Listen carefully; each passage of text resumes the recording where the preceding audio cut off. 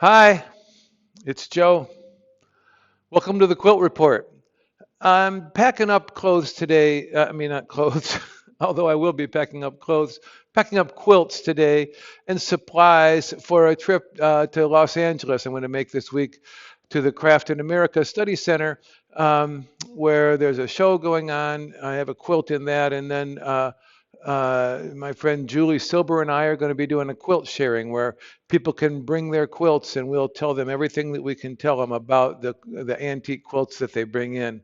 I'm also doing some teaching.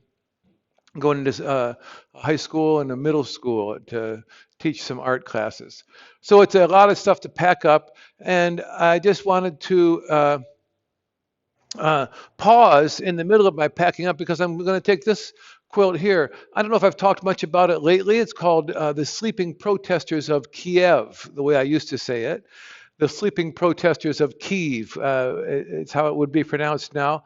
I made this in honor of the 2014 Ukrainian Revolution, when a bunch of protesters, there's a public uprising against the puppet government had been installed by Russia, and they wanted to drive that government out. And they took over a bunch of buildings in the downtown area of Kiev, in the Maidan Square, and occupied some government buildings and built barricades around the central square there. And the protesters were inside. And when the government forces attacked, the protesters set the barricades around themselves on fire to repel the attack, which succeeded, and eventually they drove the mock president out and took over their country and started running democratic elections.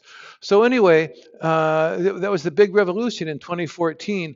And hearing about it in the news every day, I was really so moved by the bravery and dedication of these people. Oh my goodness! I mean, you just can hardly imagine the courage of setting these barricades around us on fire.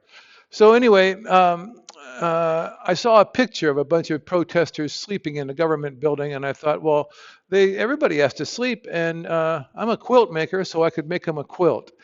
And so this is called the sleeping protesters. I like the idea of them sleeping because I thought that if they ever got attacked again, they would wake right up, which is indeed what happened. So here's just a little bit closer view of some of these figures. It's basically a crazy quilt that I left white patches in where I could quilt these Ukrainian protesters in.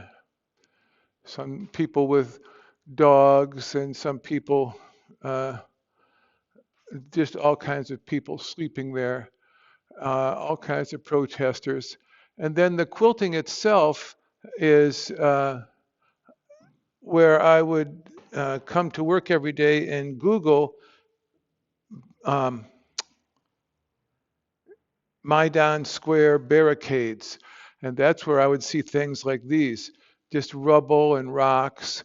I would see stairs and blocks and pallets and paddles and a painting and mattress and blocks and sandbags, barbed wire, um, a lot of stacks of tires, and a lot of rocks and, and a lot of barbed wire. So there's all kinds of things quilted here that I did freehand. The faces I programmed. So that's what I'm thinking about today. I was just getting ready to fold this up, and I thought uh, maybe I'd just give you a little tour of this one quilt that I made